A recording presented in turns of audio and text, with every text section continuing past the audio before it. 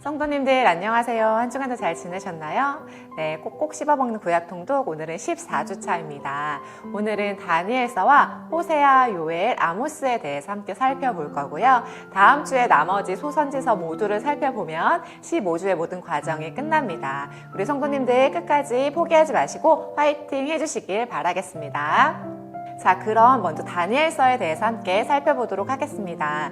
다니엘서는 지난주에 말씀드린 것처럼 에스겔과 동시대의 사람입니다. 다니엘은 1차 바벨론 포로 때 잡혀온 귀족인 소년이었는데요. 다니엘은 학문과 지혜가 탁월했고 환상과 꿈을 해석하는 은사가 있었습니다. 그래서 다니엘은 느부갓네살에 의해서 발탁되어서 고레스 왕까지 거의 70년 동안 관료로 지냈습니다. 다니엘은 바벨론, 메데, 바사, 세계 제국에서 총리가 되고 활동했습니다. 그럼 다니엘서의 서론에 대해서 함께 살펴보도록 하겠습니다. 다니엘서의 제목은 선지자 다니엘의 이름으로 붙여졌습니다. 저자는 전통적으로 다니엘로 보고 있는데요. 마태복음 24장 14절에는 다니엘서의 저자가 다니엘이라고 정확하게 명시되어 있습니다. 다니엘서의 주제는 세 가지가 있는데요. 첫째, 다니엘서는 역사와 제국의 주관자가 하나님이심을 보여줍니다. 다니엘서를 읽다 보면 세상에서 유력한 바벨론 제국과 페르시아 제국의 왕들이 굉장히 가볍게 느껴지기도 하는데요. 이 왕들을 통해서 세상이 돌아가는 것 같지만 사실은 하나님께서 모든 역사를 주관하고 계심을 다니엘서는 우리를 향해 보여주고 있습니다. 두 번째 주제는 영원한 나라는 하나님의 나라뿐이며 모든 왕국은 종말을 맞이하게 됨을 보여줍니다. 세 번째는 고난과 시련이 성도들에게 찾아올 것이지만 하나님의 사람들은 그의 나라에서 영원한 생명을 얻게 될 것이라는 것입니다. 다니엘서의 특징은 총 4가지로 볼 수 있는데요. 첫째는 하나님의 사람들이 믿음을 지킬 수 있는 건 하나님께서 보호하여 주시기 때문입니다. 특히 다니엘과 다니엘의 세 친구 사드락, 메삭, 아벳느고의 이야기는 우리에게 믿음의 도전을 주고 있는데요. 다니엘서를 통독하시면서 이 부분을 통해서 은혜를 많이 받으시길 바랍니다. 둘째는 느부갓네살 왕과 다니엘 7장의 네 제국의 묘사를 통해서 제국의 종말과 영원한 하나님의 나라에 대해서 다니엘은 보여줍니다. 셋째는 다니엘서 7장에 사람같이 생긴 분이라는 환상을 보게 되는데 이것은 신약의 예수 그리스도와 연관이 있다는 것을 보여줍니다. 그리고 마지막으로 다니엘의 환상은 가까운 미래는 물론이고 먼 미래와도 관계가 있다는 것을 우리에게 보여주고 있습니다. 다니엘서의 핵심 구절인데요. 좀 길지만 함께 읽어보도록 하겠습니다. 왕이 백성들과 나라들과 각기 다른 말을 쓰는 모든 사람들에게 조서를 내렸습니다. 너희에게 평안이 넘치기를 원하노라. 내가 새 법을 세운다. 내 나라에서 사는 백성은 모두 다니엘의 하나님을 두렵고 떨림으로 섬겨야 한다. 다니엘의 하나님은 살아계신 하나님이시며 영원히 사시는 분이시다. 그의 나라는 결코 망하지 않으며 그의 다스림은 영원할 것이다. 하나님은 백성을 건져내기도 하고 구원하시기도 한다. 하늘과 땅에서 놀라운 기적을 일으키신다. 하나님께서 다니엘을 사자들의 입에서 구해주셨다. 내가 밤에 환상을 보고 있는데 마치 사람같이 생긴 분이 하늘 구름을 타고 왔다. 그가 영원 전부터 살아계신 하나님께 나아가자 누군가가 그를 하나님께 인도했다. 하나님이 사람처럼 생긴 분에게 권세와 영광과 나라를 주셨다. 백성들과 나라들과 각기 다른 말을 쓰는 모든 사람은 그를 섬겨야 했다. 그의 다스림은 영원할 것이며 그의 나라는 절대로 망하지 않을 것이다. 다니엘 7장 13절 14절.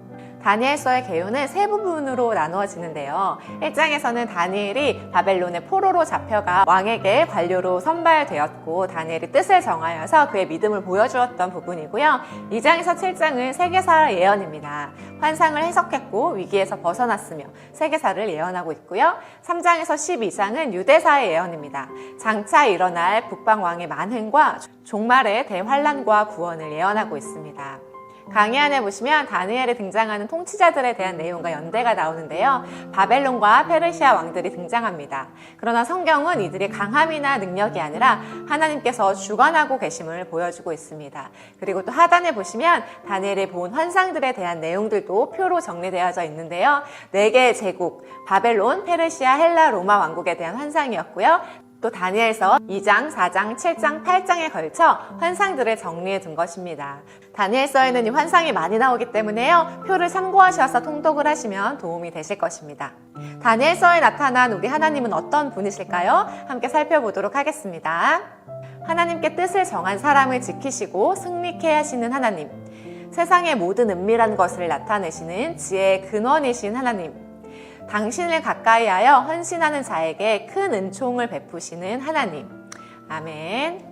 네, 이렇게 해서 대선지서가 마무리가 되었고요. 지금부터는 12명의 소선지서를 같이 살펴보게 될 텐데요. 예전 강의에서 말씀드린 것처럼 대선지자와 소선지자를 나누는 그 기준은 이 선지자들의 어떤 활약이나 능력에 따라서 나누어진 것이 아니라 그 분량에 따라서 나누어진 것이라고 말씀드렸습니다. 따라서 12명의 선지자들에 대한 내용은 굉장히 짧기 때문에 우리 성도님들 마지막에 조금 더 편한 마음으로 통독하실 수 있을 것입니다. 강의안을 보시면요. 12명의 소선지서의 전체 구조가 나오게 되는데요. 중간에 미가서를 기준으로 11개의 소선지서들이 서로 연결되어져 있음을 볼 수 있습니다. 성경을 연구한 학자들은 이렇게 12명의 소선지서 사이에 존재하는 많은 연관성을 가지고 있다는 이유로 이 12권의 소선지서를 성경의 별개로 떼어 읽는 것이 아니라 12책이라는 제목을 가진 하나의 큰 단위로 읽어야 된다고 주장을 합니다. 특히 이 12권의 소선지서를 연결하는 주제는 여호와의 날이라는 것이 있는데요. 이 여호와의 날에는 두 가지 요소가 있습니다. 첫 번째 요소는 구원의 날입니다. 하나님을 의지하는 자들에게 허락하시는 구원의 날인 것입니다. 두 번째 요소는 심판의 날입니다. 회개하지 않고 여전히 악을 행하는 자들, 약한 사람들을 괴롭히는 세력들에 대해 내려질 심판의 날을 의미합니다. 결국 이 12권의 소선지서에 담겨진 여호와의 날은 심판의 날이 아니라 구원의 날이 될 수 있도록 하나님께서 말씀하시는 이 하나님의 사랑이 담긴 책이라고 볼 수 있습니다. 이러한 주제를 생각하시면서 소선지서를 읽으시면 더 큰 은혜가 있을 것입니다. 강의 안에 구약시대의 이스라엘 왕과 선지자들의 표를 넣어두었습니다. 이 활동표를 같이 보시면서 통독하시면 큰 도움이 되실 수 있을 것입니다.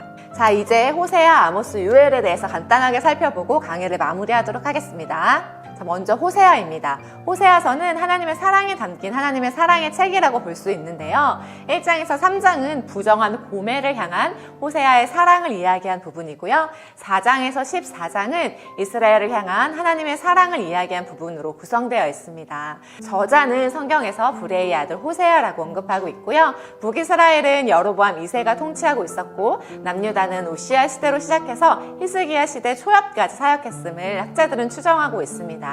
우리가 그동안 공부했던 것처럼 호세가 활동했던 이 시기는 남왕국과 북왕국이 번영을 누리던 시기였습니다. 그러다 보니 하나님을 의지하고 신뢰하기보다는 불법이 성행했고 특권을 남용하는 시대가 되었죠. 이러한 이스라엘 백성들을 향해 하나님은 호세아의 결혼을 통해 이스라엘이 언약 백성임을 말씀하고 계십니다.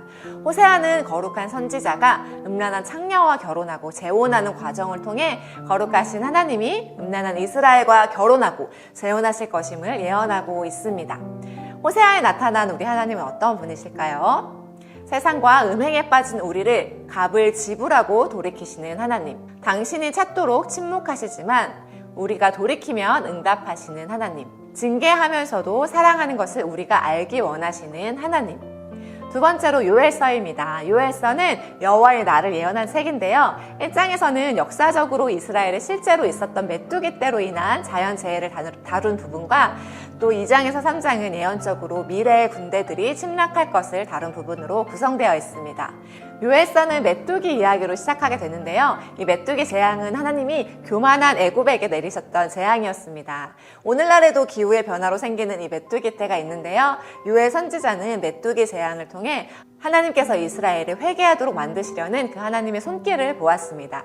이 메뚜기 재앙은 이스라엘이 회개하지 않을 경우 더 파괴적인 군대가 이 나라를 침공할 것에 대한 경고였습니다.